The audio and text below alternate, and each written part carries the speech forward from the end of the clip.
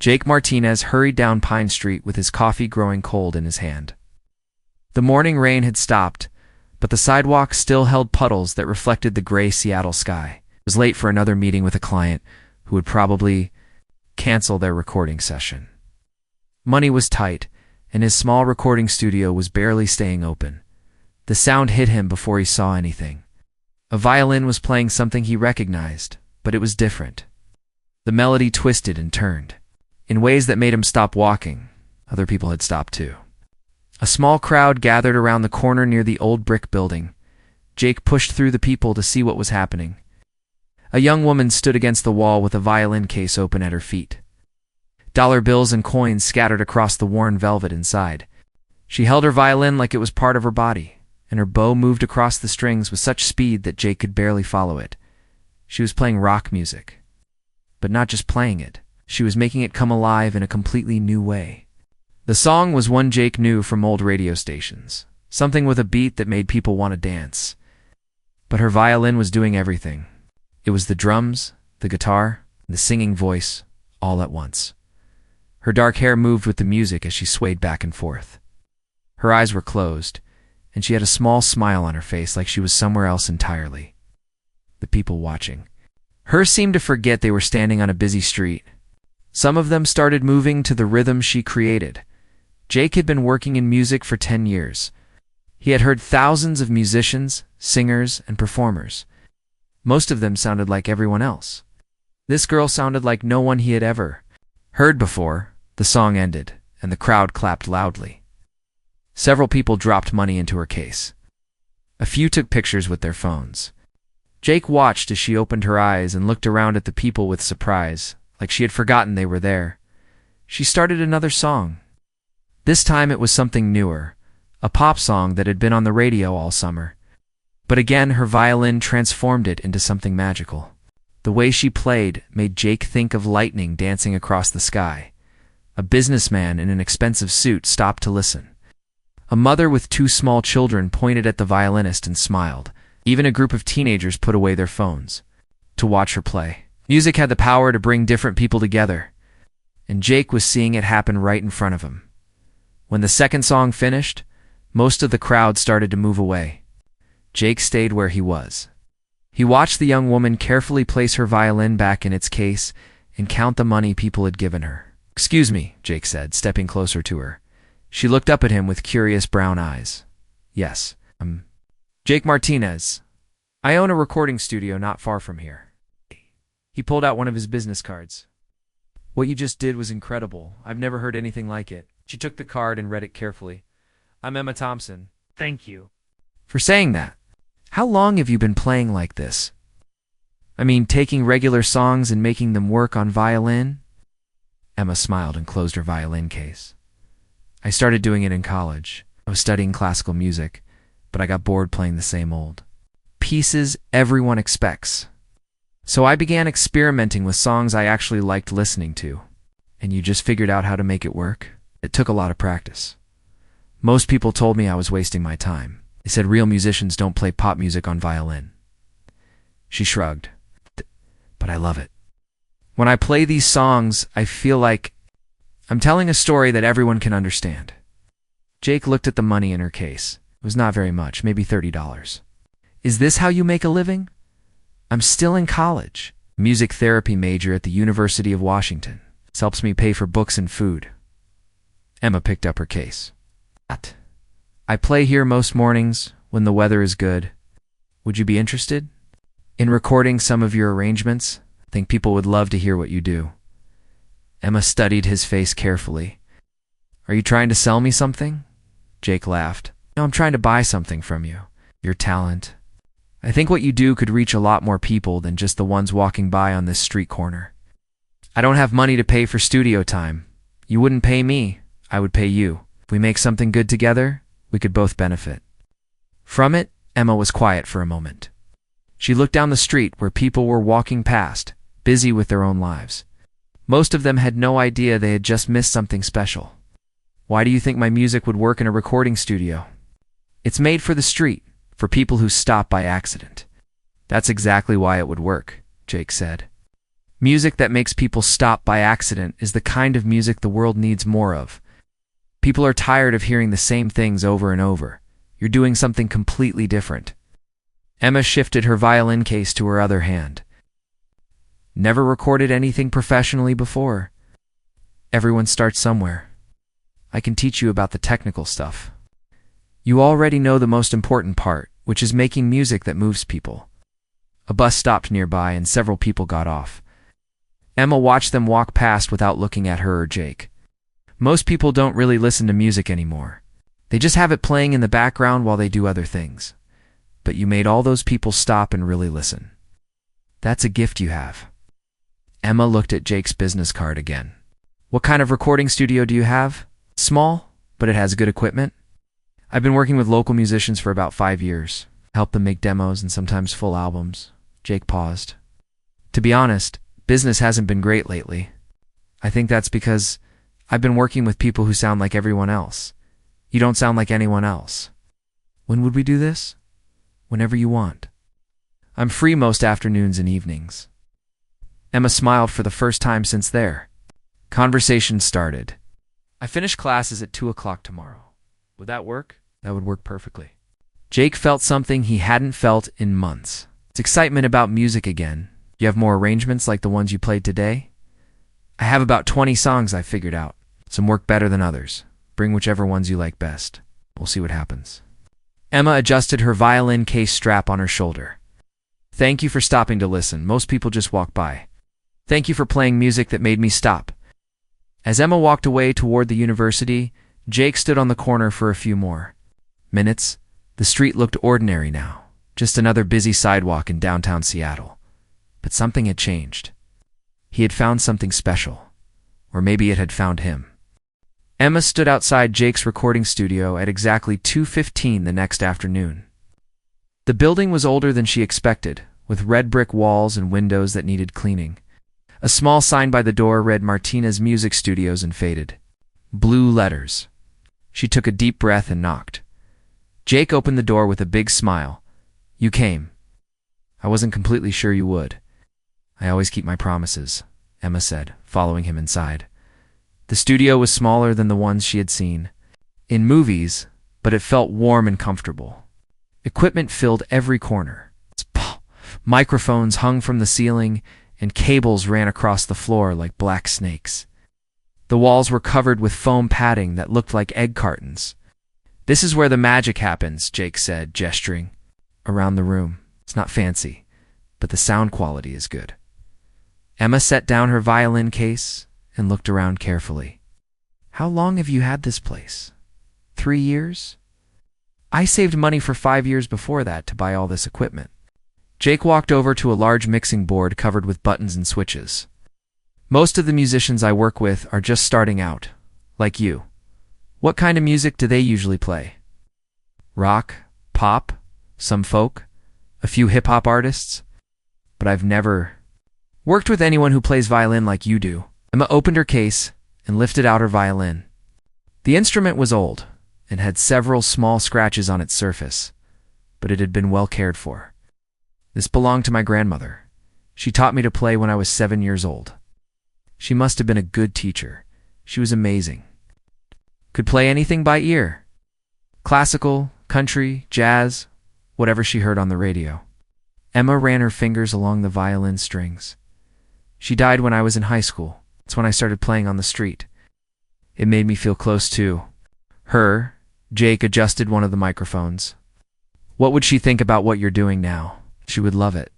She always told me that music should make people happy, not impress them. Emma positioned her violin under her chin. She said there was no such thing as the wrong kind of music, only the wrong reasons for playing it. That's good advice. You ready to try recording something? Emma nodded. Which song should I start with? Whatever feels right to you. We can always do it again if we don't like how it sounds. Emma closed her eyes and began to play. The song was one she had been working on for months, a rock ballad from the 1970s. Her violin sang the melody, while also providing the rhythm that would normally come from drums and guitar. Jake watched the recording levels on his equipment and listened carefully. Through the speakers, Emma's music sounded even better than it. Hat on the street corner. The studio captured every detail of her playing, from the softest whisper of the bow to the strongest, most passionate notes. When she finished, Jake was quiet for a moment. "Emma, that was incredible. Do you want to hear how it sounds?" He played back the recording. Emma's eyes widened as she heard herself through the studio speakers. "Is that really how I sound?" "That's exactly how you sound. The microphones pick up things your ears might miss when you're playing. Sounds so much fuller than when I play on the street." Street performing is different from studio recording. Both have their own advantages. Jake made some adjustments to the sound levels. On the street, you have the energy of the crowd and the excitement of live performance. In the studio, we can capture all the small details and make sure every note is perfect. They spent the next 2 hours recording different songs. Emma played a pop song that had been popular the previous summer, a classic rock anthem from the 80s, and a country song that she had learned from her grandmothers. Old records, each song presented different challenges. Some worked perfectly on violin, while others needed changes to make them sound complete. Jake suggested ways to layer different parts of Emma's playing to create a fuller sound. "We can record you playing the bass line first, then add the melody. On top of it," he explained, "it's like you're playing with yourself." Emma tried this technique with one of the rock songs. She played the deep rhythmic notes first, then added the main melody while listening to her own bass line through headphones. The result was amazing. It sounded like a full band, but it was only Emma and her violin. "I never knew recording could be this creative," she said during a break. "I thought you just played a song and that was it." Recording is like painting, but with sound instead of colors. You can layer different parts and blend them together to create something new. Jake showed Emma how the mixing board worked. He explained how each slider controlled a different aspect of the sound. This one adjusts the volume. This one changes the tone. This one adds echo. Emma was fascinated by the technical side of music production. It's like cooking. You take different ingredients and combine them to make something delicious. That's a perfect way to think about it. Your violin playing is the main ingredient, and all this equipment helps us present it in the best possible way. As the afternoon turned into evening, Emma and Jake worked on perfecting their recordings. They discovered that Emma had a natural instinct for what sounded good. When Jake suggested changes, she understood immediately and could adjust her playing. Accordingly, "You learned fast," Jake said as they listened to their final recording of the day. "I've been thinking about music my whole life. This is just a new way to express the same ideas." Jake saved all their work on his computer. "What do you think? Do you want to keep doing this?" Emma packed her violin carefully back into its case. "This has been one of the best days I've had in a long time when I'm playing in the studio. I feel like I can really focus on the music without worrying about anything else." "What do you usually worry about when you're playing on the street?" "Everything. The weather, the police, whether people will give me enough money to buy lunch." Emma closed her case. "Here I can just think about making the music as good as possible. That's what this space is for. It's a place where musicians can forget about the outside world and concentrate on their art." Emma looked around the studio one more time before they left. "Jake, can I ask you something?" "Of course." "Wait. Why are you helping me? You barely know me, and you're giving me free studio time." Jake thought for a moment before answering. "Because your music made me remember why I got into this business in the first place. I wanted to help create something beautiful that would make people feel good. Somewhere along the way, I forgot that. Working with you today reminded me." Emma smiled. "Then we're helping each other, I think we are." As they walked out of the studio together, both Emma and Jake felt like they had started something important. Neither of them knew exactly where it would lead, but they were excited to find out. Jake stared at his computer screen in disbelief. The numbers kept climbing higher and higher. The video he had posted 3 days ago now had over 2 million views. His phone had been ringing all morning, and his email was full of messages from people he had never heard of. "Emma, you need to see this," he called across the studio. Emma was tuning her violin near the window. She had been coming to the studio every day after classes for the past 2 weeks. They had recorded 5 complete songs, and Jake had edited them into a short video showcasing Emma's street performance style. "What's wrong?" You sound worried, Emma said, walking over to look at the computer. Nothing's wrong. Everything's right. Maybe too right? Jake turned the screen so she could see it better. Look at how many people have watched your video. Emma's eyes grew wide. 2.3 million. That can't be real. It's real. And look at the comments.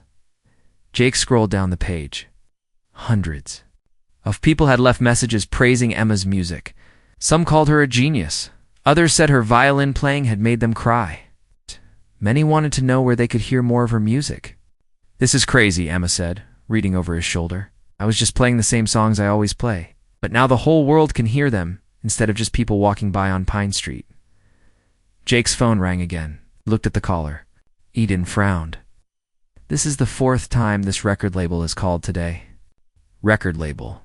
Summit Records. They're pretty big. They want to talk to you. Emma sat down in one of the studio chairs.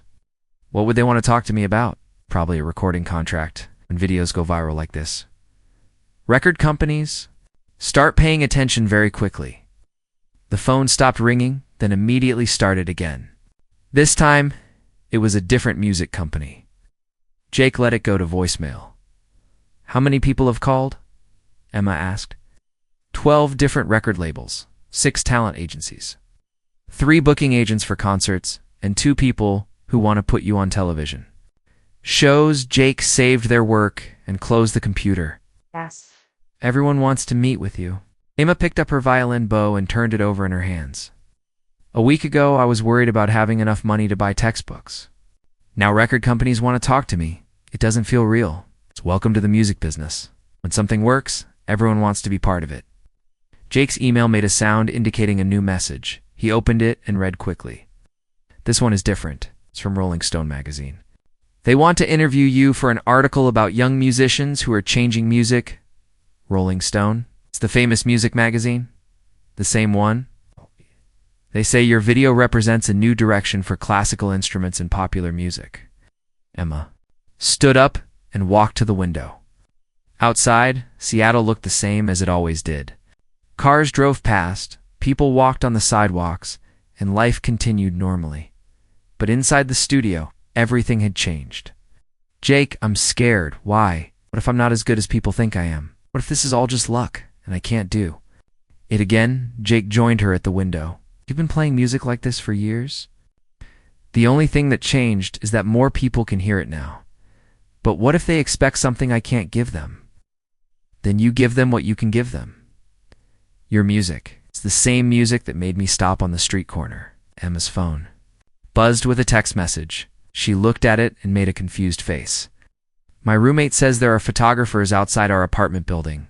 They want to take pictures of me. It's starting to get crazy, isn't it? I didn't think about all this other stuff. Jake understood how she felt. When he had started his recording studio, he had dreamed about working with successful musicians. But he had never thought about what success actually looked like from the inside. The studio phone rang again. This time Jake answered it. Martinez Music Studios. Is this Jake Martinez? My name is Patricia Williams from Summit Records. We've been trying to reach you about Emma Thompson. Jake looked at Emma, who was listening to his side of the conversation. Yes, this is Jake. We'd like to set up a meeting with Miss Thompson as soon as possible. We think she has tremendous potential, and we'd like to discuss a recording contract. With her, what kind of contract? We're prepared to offer her a very generous deal. Full album support, marketing budget, tour promotion. Everything a young artist needs to build a real career. Jake put the call on speaker so Emma could hear. What would you want her to record? That's something we'd need to discuss. Her violin playing is very talented, but we think she might have more commercial success if she focused on classical music instead of these pop song arrangements. Emma and Jake looked at each other. The pop song arrangements were exactly what had made Emma special. So you want her to stop playing the music that made you interested in her in the first place? Jake asked. We want her to reach the largest possible audience. Classical violin music has a much bigger market than street performance music. Emma shook her head and made a cutting motion across her throat. Thank you for your interest, Jake. Said, we'll think about it and get back to you. Don't think too long. Opportunities like this don't come along very often. Jake hung up the phone. What do you think? They want me to stop being myself and start being what they think will sell. That's pretty much what she said, yes. Emma sat back down and picked up her violin. If I wanted to play regular classical music, I would have done that already. I play rock songs on violin because that's what makes me happy. But they're offering you a lot of money and support. For music I don't want to make. Jake's computer made another email sound, then another, and several more in quick succession. More offers? Emma asked. Jake checked his email. 7 new messages. Record labels, talent agents, concert promoters, they all want to meet with you this week. Do any of them want me to keep playing the music I actually play? Jake read through the messages quickly. Most of them mentioned developing your sound, or reaching your commercial potential, or expanding your musical range, which means they all want me to change. It looks that way. Emma played a few notes on her violin, just random sounds while she thought. What do you think I should do? I think you should do whatever makes you happy. Money is nice, but if you're not enjoying the music you're making, what's the point? Yeah, but this might be my only chance to have a real music career. Says who? A week ago, nobody knew who you were. Now millions of people have heard your music. That didn't happen because a record company made it happen. It's happened because your music is good enough to make people want to share it with other people. Emma stopped playing and looked at Jake. Do you really think I could make it without a big record company? I think you already are making it. Question is whether you want to keep making it on your own terms or let someone else decide what your music should sound like. The phone rang again. Jake looked at the caller ID and smiled. This one's different. It's from a small independent label in Portland. They specialize in unusual music. Emma nodded. Let's see what they have to say, as Jake answered the phone. Emma realized that success was more complicated than she had ever imagined. Having people love your music was wonderful, but it also meant that everyone had opinions about what you should do next. The hardest part was figuring out which opinions mattered and which ones didn't. Emma sat in the expensive conference room on the 32nd floor of a downtown Seattle skyscraper. The view of the city was beautiful. She felt uncomfortable in the leather chair that probably cost more than her rent for 3 months. Across the table sat 3 people in dark suits who kept smiling at her. Miss Thompson, we're prepared to offer you something very special, said the woman in the middle. Her name was Catherine Walsh, and she was a vice president at Meridian Music Group, one of the biggest record companies in the country. Emma looked at the thick contract on the table in front of her. She had been reading it for 20 minutes, but the legal language was confusing and hard to understand. The advance payment alone is more money than most people make in 5 years, said the man to Catherine's left. Plus we'll cover all your recording costs, marketing, touring, everything. It's a very generous offer, Emma said carefully. We believe you have incredible potential, Catherine continued. With our resources behind you, you could become one of the most successful classical violinists in the world. Emma had heard this. Same conversation 3 times in the past week with different record companies. They all said the same things and made the same promises. Can I ask you something? Emma said. Of course. If you sign me, would I be able to keep playing the rock and pop arrangements that made people notice me in the first place? The 3 executives looked at each other. Catherine cleared her throat. We think your classical training is your strongest. A set. The street performance music is interesting, but it has limited commercial appeal. But that's the music that got 2 million views on the internet. Internet success doesn't always translate to record sales, said the 3rd executive, a younger man who had been quiet until now. Classical music has a much more reliable audience. Emma thought about Jake, who was waiting for her back at the studio. She had asked him to come to this meeting, but he had said it was her decision to make alone. What if I wanted to record both kinds of music? Classical pieces and my own arrangements? We'd be open to discussing that for future albums, Catherine said.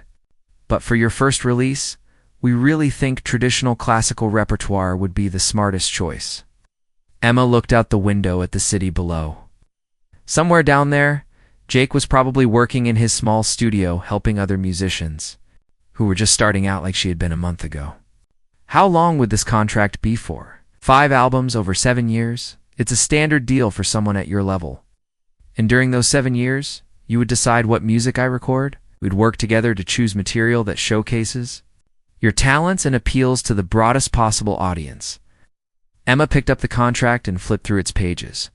There were sections about touring requirements, promotional appearances, and something called artistic control that seemed to give the record company the right to make final decisions about her music.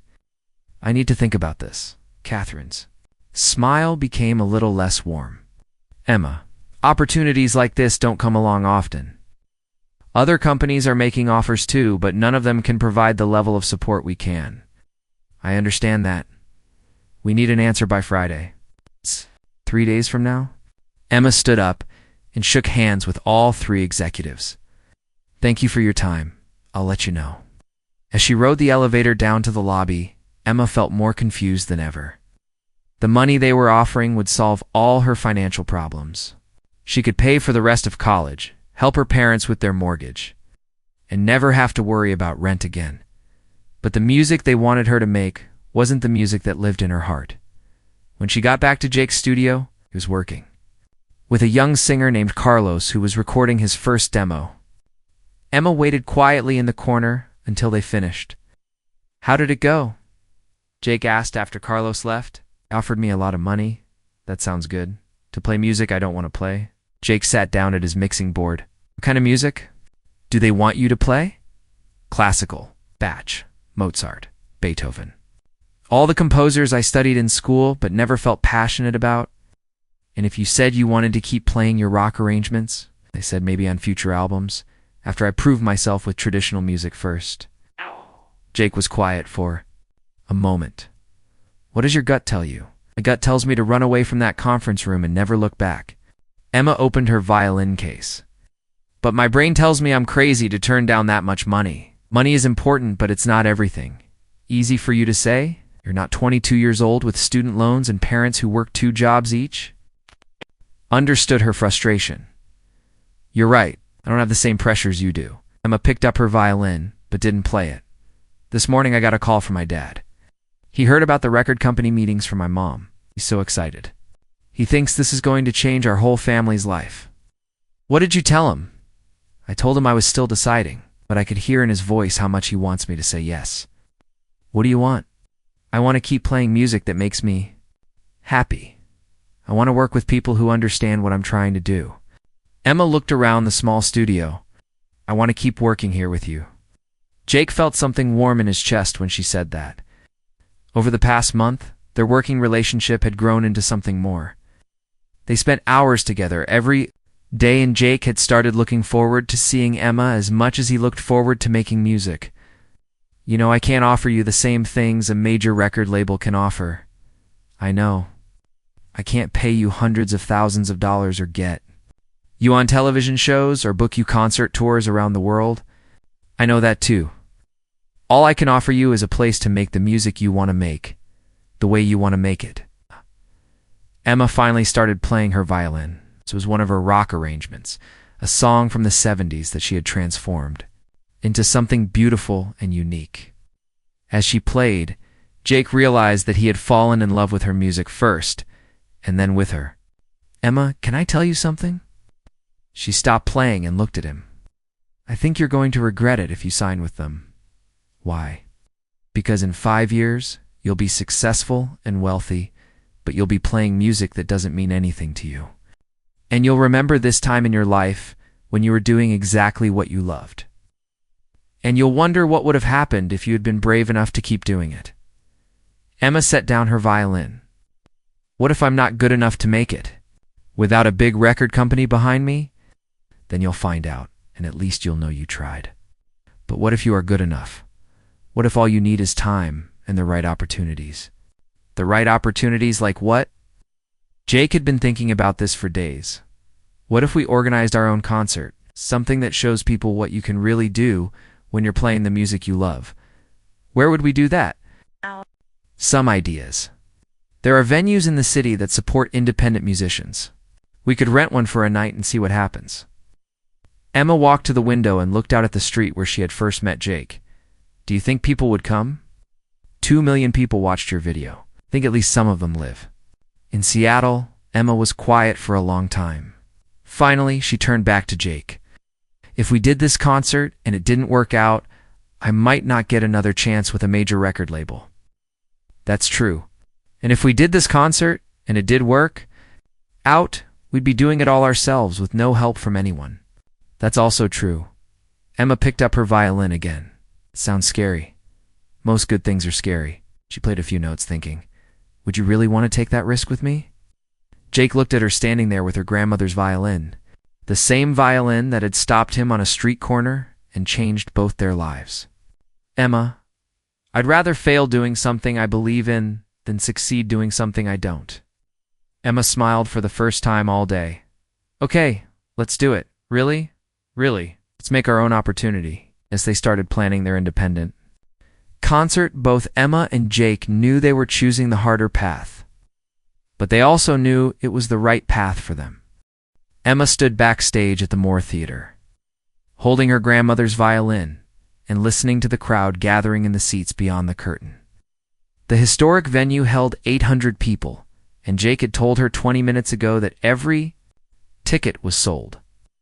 I can't believe this is really happening, she whispered to Jake, who was checking the sound equipment one final time. Believe it. 10 minutes. You're going to walk out there and show everyone what real music sounds like. Emma peeked through a gap in the curtain. The audience was more diverse than she had expected. She saw elderly couples who probably came. 2 classical concerts regularly sitting next to teenagers with colored hair. Families with children sat near young adults who looked like they had come straight from work. Her street performing had brought together different kinds of people, and now it was happening again in a formal concert hall. Look, Jake said, pointing to the front row. Your parents made it. Emma's mother and father sat in the center seats, both dressed in their best clothes. Her mother held a small bouquet of flowers, and her father kept looking around the theater with amazement. They had driven 3 hours from their small town to see their daughter's first real concert. They look so proud, Emma said. They should be. Their daughter is about to do something incredible. Emma had spent 6 weeks preparing for this concert. She and Jake had rented the theater using money from video sponsorships and small donations from her online fans. They had designed and printed posters, created a social media campaign, and even convinced a local radio station to mention the concert on the air. The hardest part had been choosing which songs to play. Emma had arranged 15 different pieces, mixing rock classics with pop hits and even a few country songs. Each arrangement told a story, transforming familiar melodies into something completely new, while keeping the emotional heart of the original music. 5 minutes, called the theater manager. Emma's hands were shaking slightly. She had played for crowds before, but never in a setting like this. On the street, if something went wrong, people would just walk away. Here, 800 people had paid money and expected a full performance. What if I forget how to play something? She asked Jake. Then you'll figure it out as you go. That's what musicians do. What if the audience doesn't like it? Look out there again. Those people didn't come here by accident. They came because they heard your music and wanted to hear more of it. Emma looked through the curtain again. A group of music students from her university sat in the middle section. Some of her professors were there too, including Dr. Martinez, who had initially discouraged her from playing non-classical music. Near the back, she spotted several other street performers she knew from downtown Seattle. The reviews could make or break what happens next, Emma said. 3 music journalists were in the audience, including a critic from the Seattle Times who was known for being very tough on young performers. Jake had invited them because he believed Emma's music would speak for itself, but Emma wasn't so sure. Don't think about the reviews, Jake said. Think about the music. Think about why you started playing these arrangements in the first place. Because they made me happy. Exactly. If you go out there and play music that makes you happy, the audience will feel that happiness too. The theater manager appeared beside them. It's time. Emma took a deep breath and walked toward the stage entrance. Jake caught her arm gently. She turned to look at him. I'm proud of you no matter what happens out there. Emma felt her nervousness transformed into excitement. Thank you for everything. Thank you for letting me be part of this. Emma walked onto the stage to strong applause. The lights were bright, but she could still see faces in the audience. Everyone was looking at her with anticipation and curiosity. She positioned her violin under her chin and spoke into the microphone that Jake had set up for her. Good evening, my name is Emma Thompson. few months ago, I was playing music on street corners to help pay for college. Tonight, I'm here because of people like you who stopped to listen and decided my music was worth sharing with others." The audience applauded again. "The music I play tonight comes from songs you probably know well, but I've tried to find new ways to tell the same stories, using only this violin and the techniques my grandmother taught me when I was a child." Emma lifted her bow and began to play. Her first song was a rock anthem from the 80s, but her violin transformed it into something that was both powerful and delicate. The melody soared through the theater, and Emma felt the audience's complete attention. As she played, Emma forgot about everything except the music. Record company contracts she had turned down. She forgot about the critics in the audience. She forgot about her nervousness and her doubts. The music carried her to the same place it always did, where nothing existed except the stories she could tell with her violin. Song after song, Emma's performance grew stronger. The audience responded to each piece with enthusiasm, clapping and sometimes even cheering when she finished particularly difficult passages. During a quiet country ballad, the theater was so silent that Emma could hear people breathing. For her final song, Emma chose the piece that had started everything. The rock song she had been playing when Jake first heard her on Pine Street. But tonight, she played it differently. She had added new layers and complications that showed how much her musicianship had grown over the past months. When the last note faded away, the entire audience stood up and applauded. Emma looked out at 800 people who were clapping, not just for her performance, but for her courage to follow her own musical vision. Emma's parents were crying with happiness. Her university professors were applauding enthusiastically. The music students were cheering and whistling. Even the tough critic from the Seattle Times was clapping with obvious appreciation. Jake appeared on stage with a bouquet of roses. As he handed them to Emma, he whispered, "You did it." "We did it," Emma corrected him.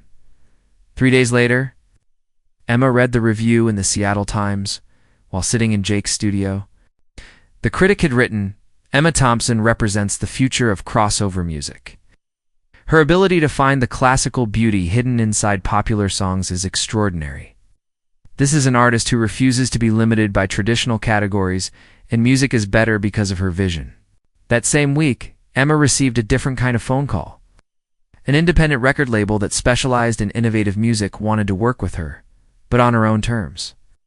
They offered her complete artistic control over her recordings and the freedom to play whatever music inspired her. "It's not as much money as the other offers," Jake said as they reviewed the contract.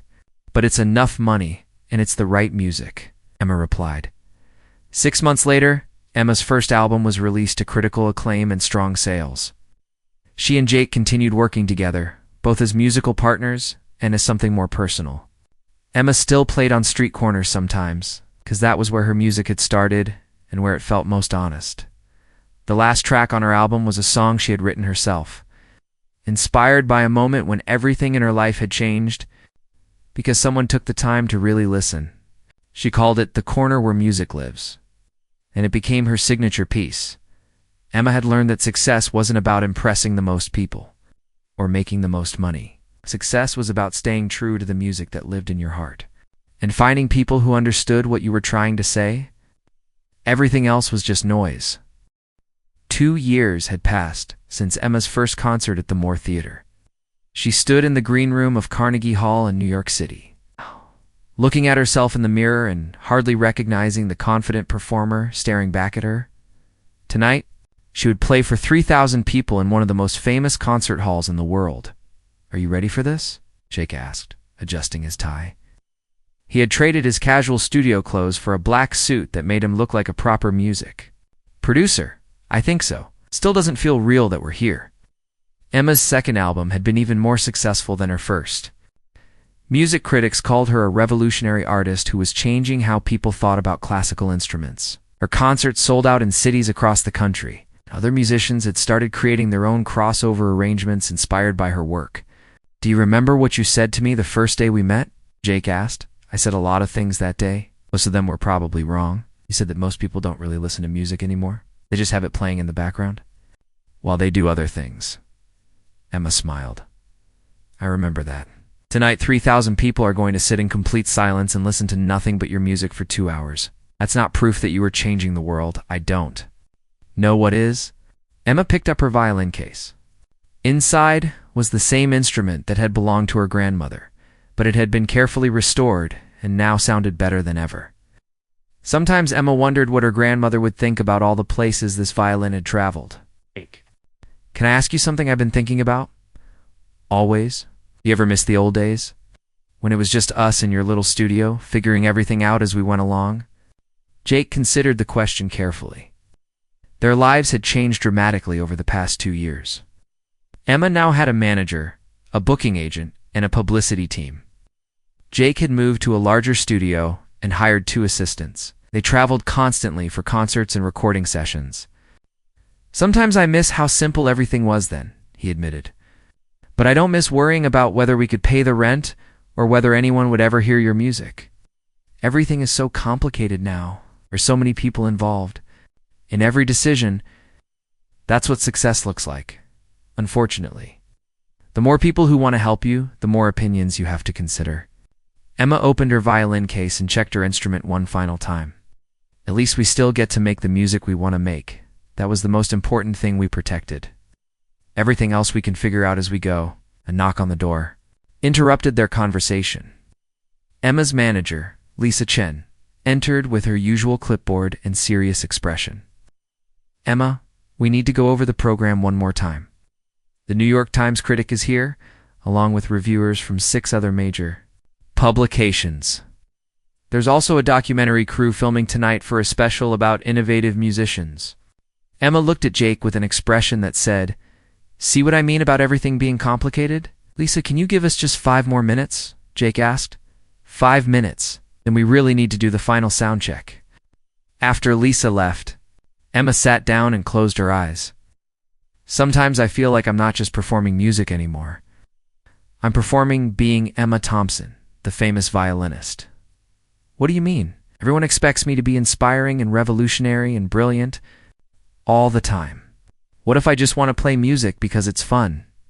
Jake sat down next to her, then play it because it's fun. Don't worry about being inspiring. Just be yourself. What if myself isn't good enough for Carnegie Hall? Emma, yourself is what got you to Carnegie Hall. Another knock on the door. This time it was the stage manager, letting them know it was time for the sound check. Emma and Jake walked onto the stage together. The empty concert hall looked enormous, with red velvet seats stretching up to the ceiling in elegant curved rows. The acoustics were perfect, designed specifically for music. Emma played a few scales to test the sound system. Her violin filled every corner of the hall with rich, warm tones that seemed to hang in the air longer than usual. "This is incredible," she said to Jake. "I can hear every detail of what I'm playing. This is what this place was built for. Music like yours." As they finished the sound check, people began arriving for the concert. Emma watched through a gap in the curtain as the seats filled up. She saw families, couples, young people, and elderly music lovers. Some had probably been coming to Carnegie Hall for decades. Others might be attending their first classical music event. "Look who's here," Jake said. Pointing to the front section, Emma's parents sat in the 3rd row, looking slightly overwhelmed by the grandeur of the venue. Next to them were Dr. Martinez and several other professors from Emma's university. In the balcony, she spotted some of the street performers she knew from Seattle. "It's like our whole journey is represented in the audience tonight," Emma said. "From street corners to Carnegie Hall. Not bad for 2 years of work." Emma felt her nervousness beginning to transform into excitement. This was why she had started playing music in the first place, to share stories and emotions with people who were willing to listen. "Jake, thank you." "For what this time?" "For believing in my music before I believed in it myself. For helping me stay true to what I wanted to do. For being here with me through all of this." Jake smiled. "Emma, falling in love with your music was the easy part. Falling in love with you was even easier." It was the first time either of them had said the word love out loud, though they had. Both felt it for months. Emma felt her heart skip a beat. "I love you too," she said softly.